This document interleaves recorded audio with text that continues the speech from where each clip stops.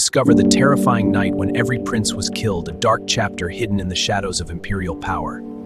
It was one of the bloodiest nights in the history of the Ottoman Empire. A night the empire could never forget. In the year 1595, the Ottoman Empire stood at the height of its power. After the death of Sultan Murad III, the throne passed to his son, Mehmed III. But that day would forever be remembered as one of the darkest days in history. On that very day, 19 Ottomans leaving the empire in shock. These funerals belonged to the brothers of the new Sultan, Mehmed III.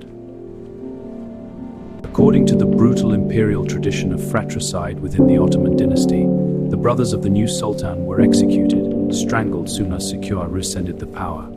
Chaos had swept through the Ottoman palace that night.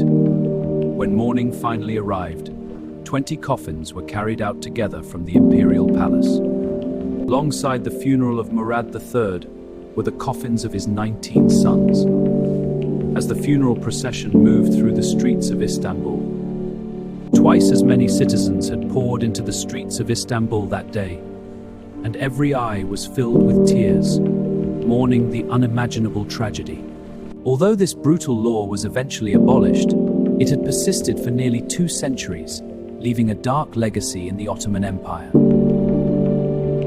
Afterwards, princes were confined within the palace, a practice that historians have described as cruel and barbaric, a grim measure to prevent disputes over the throne. Yet, according to the Ottoman law of that era, such measures were deemed necessary for the stability of the empire, ensuring that no rival heirs remained to spark rebellion. At the time, it was also believed that any rebellion would result in the deaths of thousands, making these harsh measures in the eyes of the law a necessary evil to protect the empire. Thus, to maintain the stability of the empire and preserve peace, this law was established with the approval and fatwas of the scholars of the time.